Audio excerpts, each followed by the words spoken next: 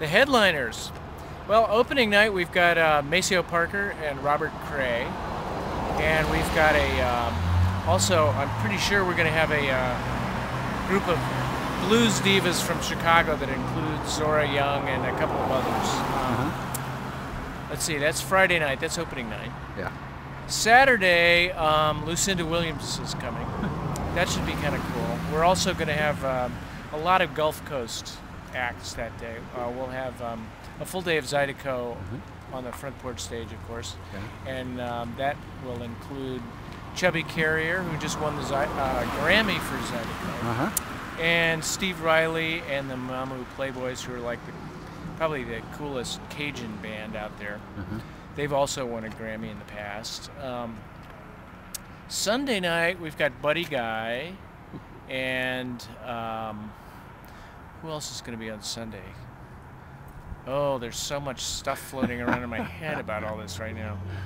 Monday is the 4th of July, and I'm not quite sure who's going to close on the 4th. It's possible that Soul Vaccination with Bruce Conti as a special guest. Bruce Conti was the original, well, the main guitarist in Tower of Power through all their big hits and their heyday.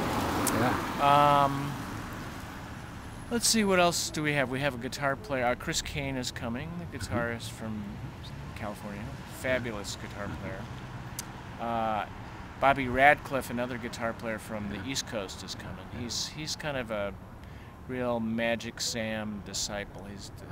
He was like one of the last people to hang out with Magic Sam in Chicago before he died.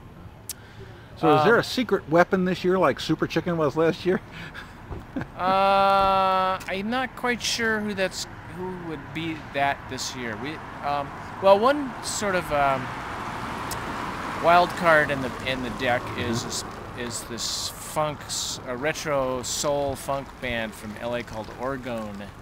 They're really pretty hip, pretty happening.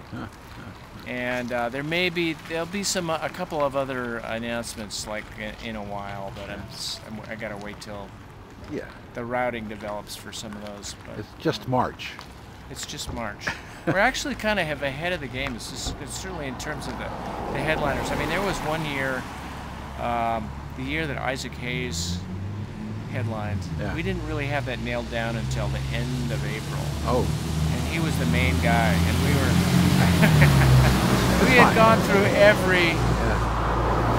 Pretty much, we had looked into every blues soul headliner you can think of off the top of your head, like 50 different possibilities. And then finally it was like Isaac Hayes, and it turned out to be like one of the last of his it was the last US performance of Isaac Hayes before he died. So it's coming together. Is it still fun for you, or has it ever been fun for you? Well, the fun part is when it actually jumps off my Excel spreadsheet onto the park. Then it's a blast. Up until that point, it's like lots of just putting in little pieces of information about chicken or fish, doubles or singles, smoking or non-smoking, organ or piano, Vox or Fender guitar amps, that kind of stuff.